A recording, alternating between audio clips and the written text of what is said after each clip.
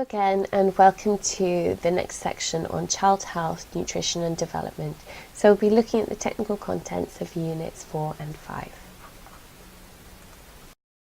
In this presentation I'm just going to talk about the technical content, the rationale for including it. We'll go through the sequence and timing of visits and what are the key health messages and content there. And we'll also take a closer look at some of the key topics that are covered, such as infant and young child feeding for 6 to 24 months old, and also how village health workers should be responding in the event that a child is malnourished. So the bulk of the technical content for these two units is focused on the key family and community practices for child health identified in the WHO's Integrated Management of Childhood Illness (IMCI) strategy. So there are 16 key family and community practices identified for the Africa region, shown in this table here, and TTC encompasses all of these, but we have made modifications related to the Lesotho context and policy.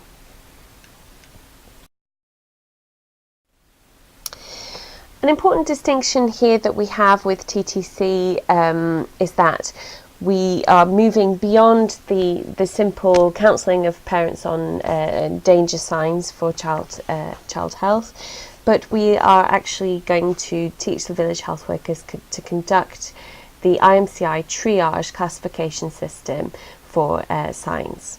So they will be assessing general danger signs, looking at other signs and making appropriate referrals for the children. So in the IMCI assessment, this functions as a triage system, differentiating cases that cannot be treated in the home using simple or oral medicines or home management from those that require urgent medical attention at a secondary level facility. So during the assessment, before the child is checked for other signs, the caregiver is asked about the 4 general danger signs. The assessor will then go on to observe the child to determine if they have them. So those 4 general danger signs are lethargy or unconsciousness, history of convulsions or the child is currently convulsing, is the child vomiting everything that they eat, and is the child able to drink or breastfeed. If the child has any of those danger signs, there would be no further classification required before knowing that the child does need to be urgently referred.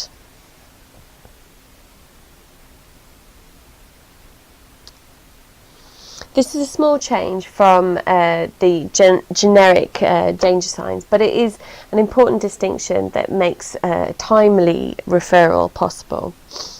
The village health worker will then go on to assess the child for cough, difficult breathing, diarrhoea and fever or ear problems, and then to classify the child for malnutrition status as well. So diarrhoea and pneumonia are the leading infectious causes of childhood mortality globally. That's why we call them the major killers. And you can see from the graph on the right hand side from the Lancet that the incidence and mortality rates are very much increased in the under 24 months group. Diarrhoea, although very common in children and often mothers don't think it's something serious, but in actual fact it kills around 2,195 children every day, so that's more than AIDS, malaria and measles combined. Diarrheal disease accounts for 1 in 9 child deaths, making it the second leading cause of death in children under 5. Pneumonia is still the #1 killer in children under 5, killing around 2,500 children a day, and that accounts for around 15% of all under 5 deaths. And most of its victims are in children under the age of 2 years. Pneumonia and diarrhoea are both highly treatable. However, delays to care seeking, delay or failure to recognise the level of severity of the infection are 2 of the main reasons that children can perish with these simple and treatable diseases. Health worker actions for both prevention and treatment. So diarrheal disease in particular becomes more frequent once complementary foods and water are introduced, and that's often due to unsanitary food preparation, poor food quality or dirty drinking water. So the village health worker will be counselling the family on a range of different practices, including optimal breastfeeding practices, hand washing with soap, and the hygienic disposal of faeces and improved latrine use. From the age of 5 months, they will also demonstrate water purification processes with the family to make sure that children from 6 months are only drinking very clean water. From 3 months as well, we'll be promoting the concept of the clean, safe play space, both inside and outside of the home, and making sure that children have access to play objects that are hygienic. In terms of treatment, once a child has a diarrhoea episode, the village health worker will support the parents to prevent dehydration. They will be able to treat the child at home using oral rehydration salts and zinc, or alternatively sugar salt solution if they don't have access to those. ORS is particularly good, provided the child is not malnourished, in preventing dehydration. Zinc is very important as this reduces the severity of the diarrhoea and prevents future episodes of diarrhoea. It also improves the appetite of a child during the episode of diarrhoea, so that will prevent the negative consequences of loss of weight during a diarrhoea episode and make their recovery quicker. So a village health worker will be doing home-based follow-up support in the event that the child is managed at home. They will monitor for danger signs. They will also aim to rapidly detect and refer any signs of severe pneumonia and make sure that the child has improved feeding both during and after the illness. If they've had to make a referral, they shouldn't end their care there. They need to follow up and make sure that the mother has accessed and is following the care guidance given by the facility. So in the case of pneumonia, one of the key causes of death is that parents fail to differentiate between signs of a cough or cold that children frequently suffer and the signs of severe pneumonia. So village health workers will teach parents how to assess a child and how to pick up on things such as fast, noisy breathing and chest indrawing, which are associated with severe pneumonia.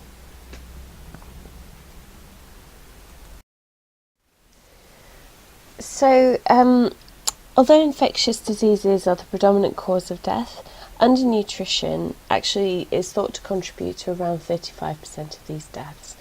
So children with severe, moderate or even mild malnutrition can have higher risk of death due to all of these three major killers, these three infectious diseases, and also increase their vulnerability to death by other causes.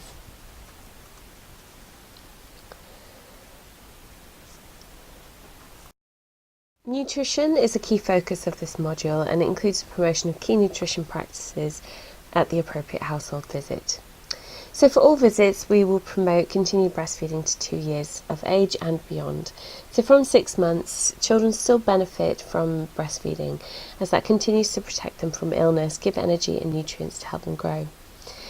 All mothers, including those who are HIV positive, should continue to breastfeed the child as often as the child wants. Make sure that all messages around infant feeding for HIV positive or HIV exposed infants are aligned to the current policy of your country, and also ensure that HIV positive mothers are taking ARVs consistently so that they can breastfeed fully. Breast milk is not enough, however, and at 6 months of age it cannot meet all the nutritional needs of the child, and so children can often lose weight and falter between 6 and 8 months. So from the age of 5 months, the village health worker will counsel the family on appropriate complementary foods.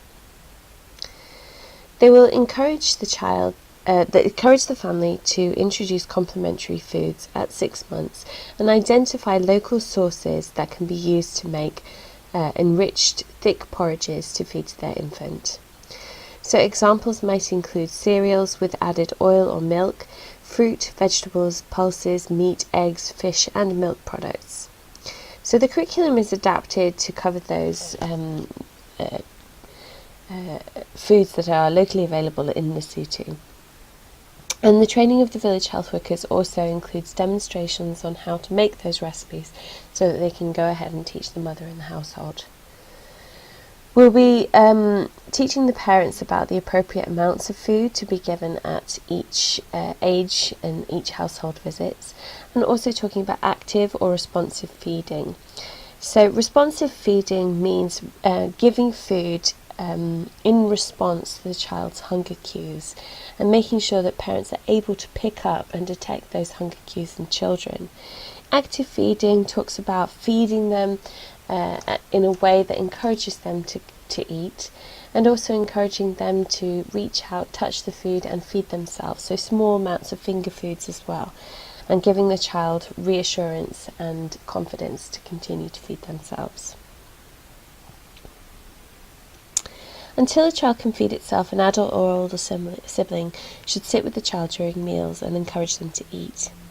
Soon the child will start to grab small pieces of food. They should be allowed to develop this skill. Giving the child food to eat with his or her fingers can increase the child's interest in eating. However, whilst learning to feed themselves, they will need to be given most of the food to make sure that they eat enough. Micronutrient deficiencies are often very hard to detect, but can cause increased vulnerability to a range of different diseases. For iron deficiency anemia, by the time the child is 6 months old, breast milk cannot meet the iron needs, and anemia is likely if the child is not also given foods that are rich in iron.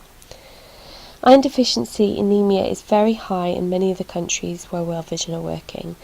It can be detected by blood testing, but it is also apparent in pale palms and pale conjunctiva, as shown in this picture.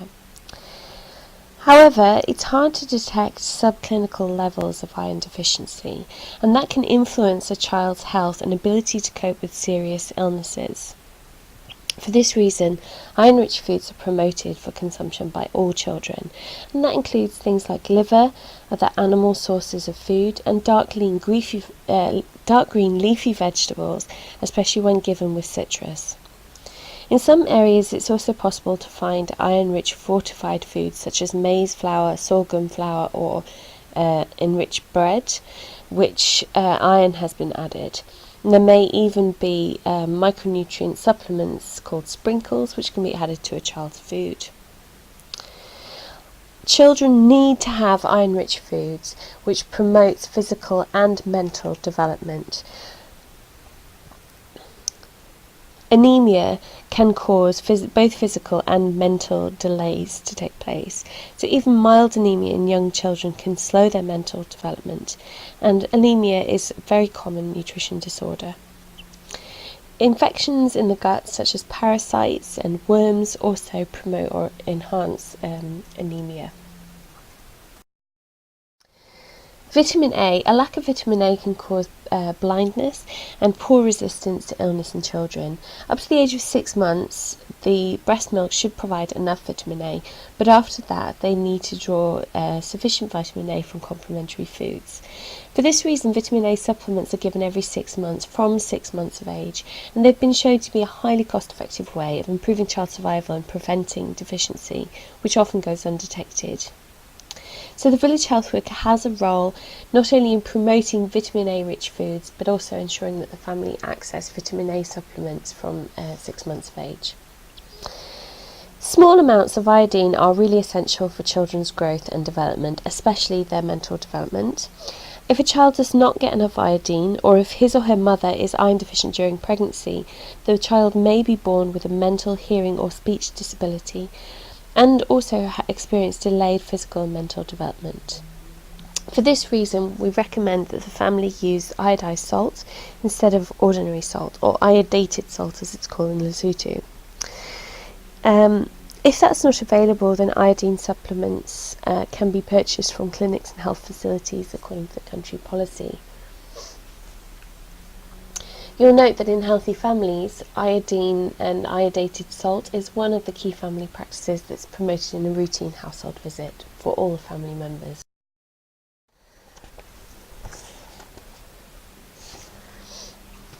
Soil-transmitted helminth infections are among the most common infections worldwide, and they affect the most poor and deprived communities. They're transmitted by eggs present in human feces, which contaminate soil in areas where sanitation is poor. The main species of soil-transmitted helminths that infect people are roundworm, called Ascaris lumbricoides, the whipworm, Trichuris trichuria, and hookworms, Necator americanus and Ankylostoma duodenal. Intestinal worms produce a wide range of symptoms, including intestinal manifestations like diarrhea and abdominal pain, general malaise and weakness. Hookworms cause chronic intestinal blood loss that results in severe anemia. Latest estimates indicate that more than 880 million children are in need of treatments for parasitic infections globally. The WHO's control interventions are based on the periodic administration of anti-helminthics or deworming tablets to those people at risk, specifically school-age and preschool-age children, supported by the need for improved sanitation and health education.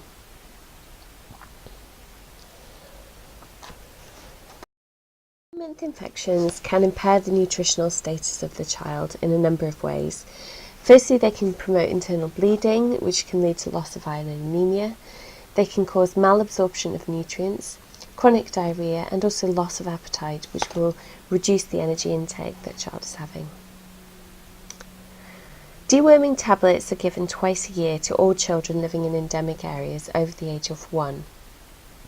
Village health workers can encourage families to access deworming campaigns or to get deworming tablets at the clinics.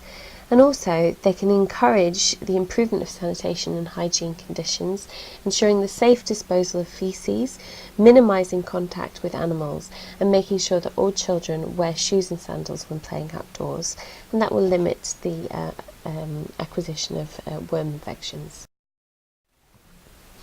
One of the main reasons that malnutrition is linked to child mortality is because infectious disease and malnutrition often work together in a vicious cycle. By that, I mean that they are mutually worsening the health status of the child.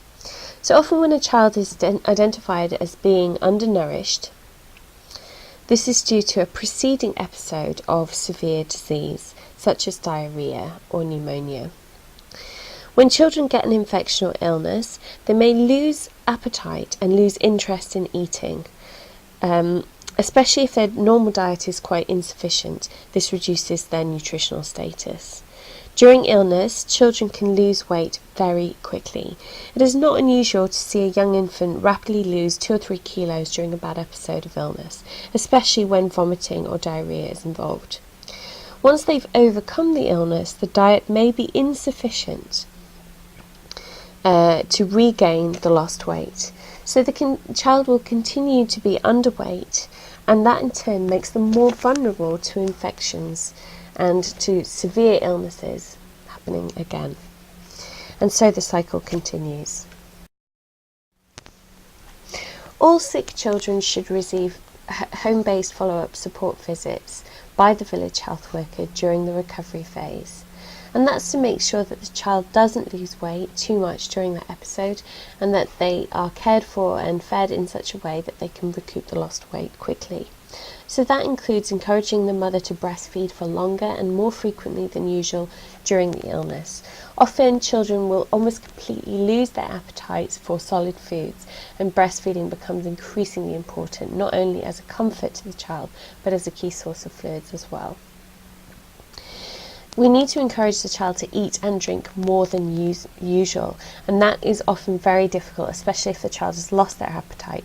So we're talking about giving very small quantities frequently, and also make sure that they are nutrient-rich foods that they are eating during those times. Remember that if a child is unable to drink or breastfeed or eat anything at all, or is vomiting everything that they are eating, then this means that the child has to be treated at a health facility. So the guidance that is included in the village health worker training here is from IMCI around feeding recommendations for children who are sick at different ages.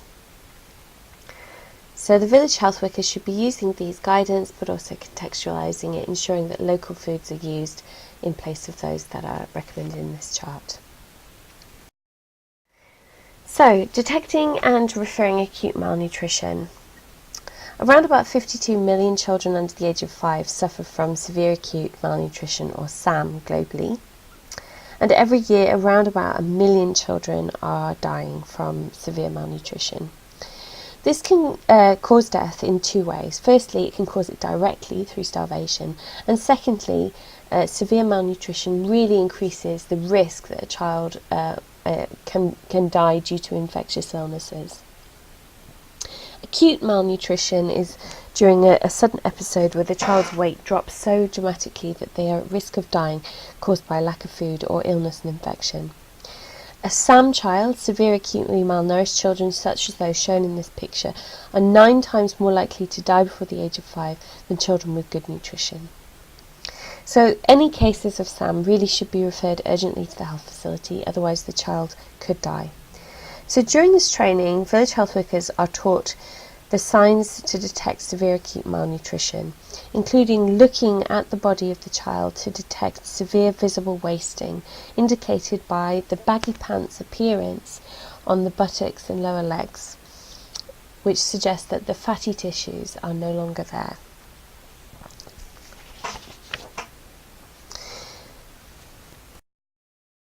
Another sign of severe acute malnutrition is the presentation of kwashiorkor. Kwashiorkor is caused by protein deficiency, and some changes can often be seen in the skin and also in the texture of a child's hair. In one example in West Africa, I heard very commonly reported from villages was something called dog hair's disease.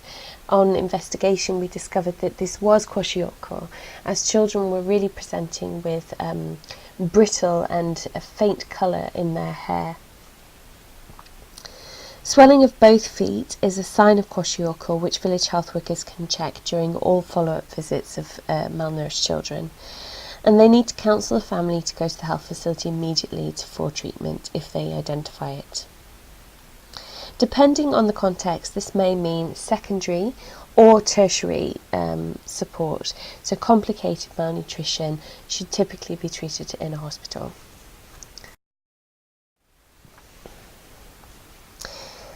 All village health workers should be equipped with a MUAC band. This is a middle upper arm circumference band, as shown in this top right hand picture.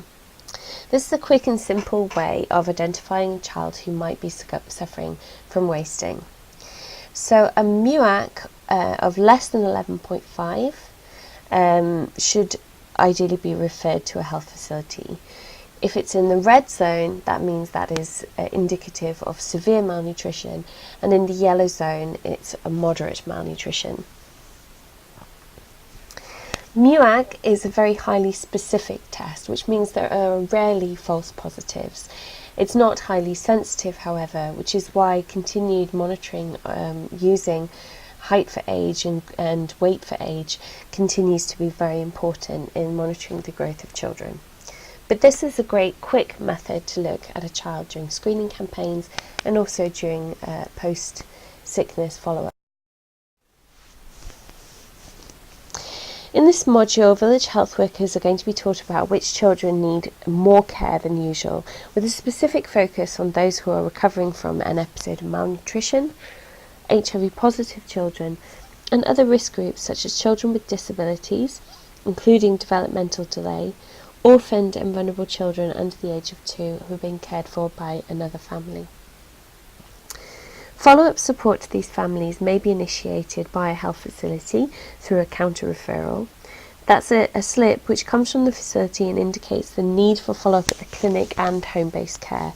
So in some contexts, a discharge notice might be given by a facility, and the village health workers should investigate this during their post-referral follow-up visit. During the home-based support, the village health worker can address family circumstances caring for the vulnerable child, such as feeding, hygiene, increased play and stimulation opportunities for the child, and regular vigilance and checking for danger signs. If the child is undergoing treatment, such as ARV treatment for HIV or directly observed tuberculosis therapy, the home visitor may play a role helping the family to give the right doses and access the facility when they need to replenish their stocks.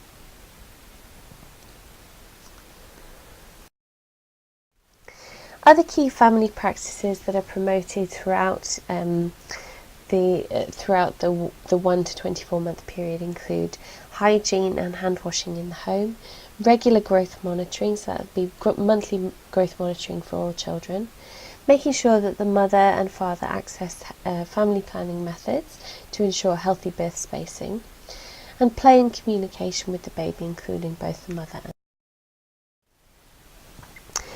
Okay, So let's have a quick look through the schedule of visits and the activities that are going to be covered. So visit 7 is the one that we've added for Lesotho. So this is the 3rd month visit.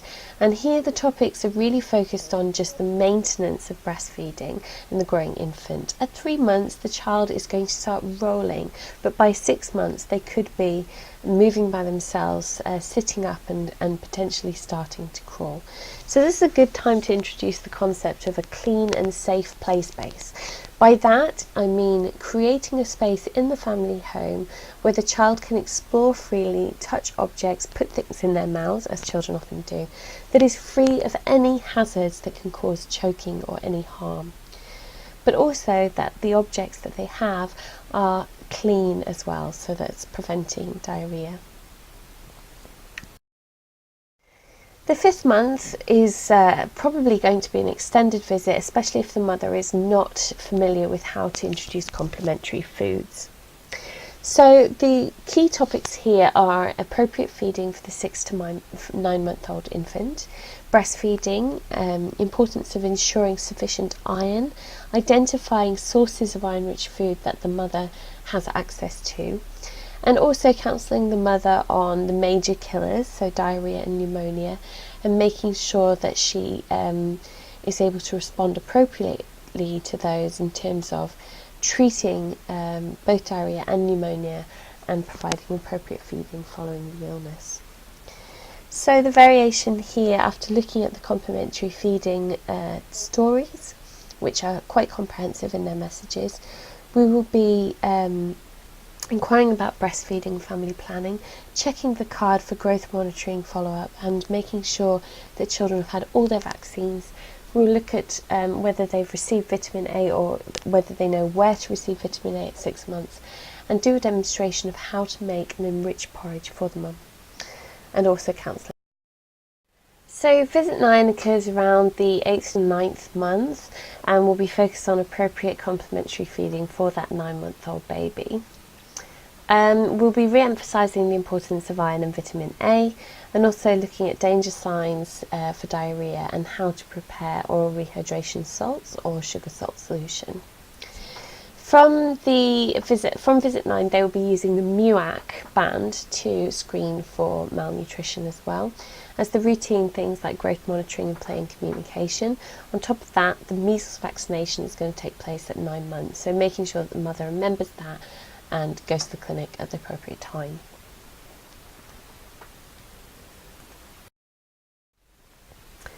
At 12 months, most of the new messages have been covered. There's just one additional message at the 12th month, which is the inclusion of deworming, which happens at 12 months. And then visit 11, again, there's no new content here at the moment. There may be a modification to the immunisation schedule. Sometimes immunisations are given at 18 months, so that would come further down the line. And then visit 12 is really an exit interview, so it's just a basic check of all of those things. But remember that in healthy families, all children between the age of 2 and 5 will continue to be seen, and the family will be counselled on all the routine care of the child. So that's where they move into a 6-monthly routine from 24 to 59 months. Let's have a quick look through the TTC job aid for this section. So if you can turn to your job aid, page 27, you will see that there are a number of recipes which the village health worker can use to demonstrate for the family how to make enriched food. There is the chart on age-appropriate play to promote child development.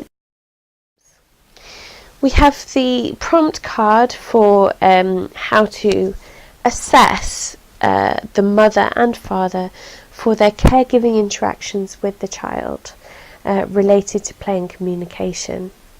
We also have a number of counselling responses for any observations that the village health worker comes upon. So if the village health worker hears the mother saying that they don't have time, or she feels too stressed, or she doesn't have access to toys, then the village health worker can have some direct actions to encourage and support the mother. and even to help them to identify simple toys that they can make. We also look at positive discipline, so observing how the children are being treated, make sure that families are equipped with some basic ideas from healthy families of how to positively discipline the child for the best result. There's a prompt here, how to make ORS solution and how to give them. There is a treatment schedule for fever and pneumonia, which talks about giving paracetamol and also the amount of amoxicillin that can be given, and zinc. Here's a prompt to instruct the village health workers on how to measure length, weight and height for children under 2. And how to respond to the mother who, where we are observing different types of responses in the growth curve. So what would be an appropriate count?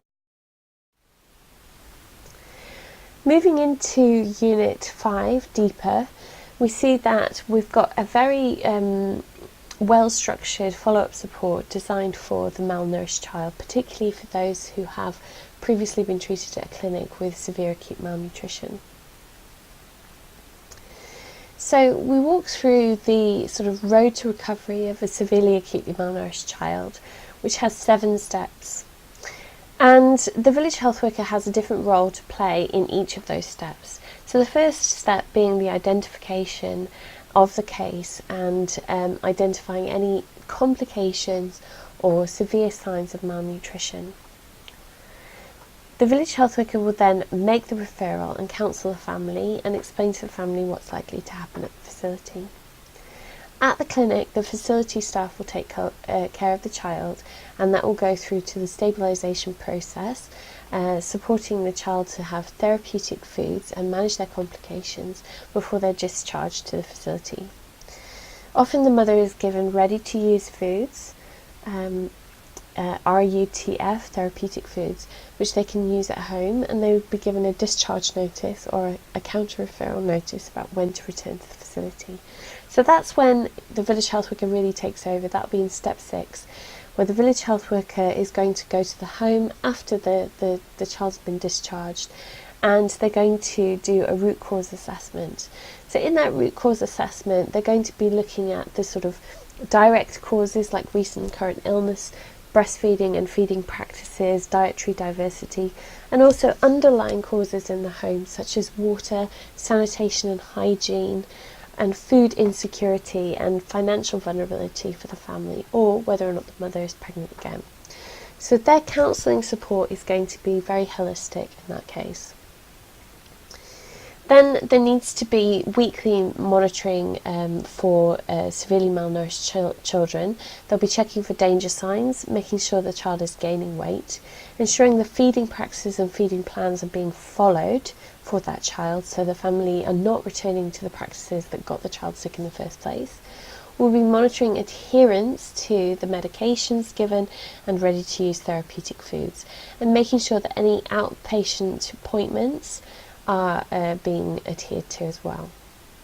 There are a number of key messages to be promoted for care of the malnourished child, which include enhanced breastfeeding, keeping the child warm, so an extra layer of clothing at all times, improved conditions of water, sanitation and hygiene, and also many opportunities for the child to experience the loving care, nurturing, communication and play from their caregivers, which is especially important for severely malnourished children.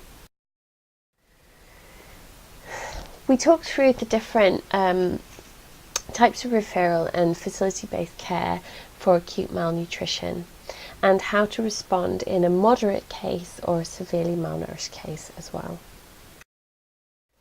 This is the prompt for the root cause assessment, so it's got a list of interview questions and things to check with the mother and the father in the home. We can create a feeding plan for the mother, so this isn't just about sort of hearing what they've been told in the clinic, but actually sitting down with the family and saying, okay, what do you have? What is actually feasible? Can you show me where you're going to get these foods from? Looking at the possibility of home kitchen gardens, etc. So we will look at dietary diversity, identify the different food groups that they have access to, and discuss the meal frequency for age. And then they should continue to monitor that feeding plan for as long as it takes for the child to fully recover their weight and be growing well. Typically, we would say around about 2 or 3 months should be the normal time frame to follow up on that feeding plan. So this is the typical structure of a weekly follow-up visit for a severely acutely malnourished child. In terms of your practicum and your next steps, I recommend that you try out the 5th month visit, as that's the most extensive visit in terms of counselling for IYCF. So you can get into groups again and take one step in the household visit each, and others can use the observation tool and the job aid to make sure that none of the steps are missed. When you cover the technical sessions, make sure you go into depth on the following contents that are very new to you. So Unit 4, Session 3 on early child development, and Unit 5, Session 7 on SAM management. So this is just to mention that village health worker training manuals in Lesotho have not previously had those elements in them. Thanks for your attention and good luck.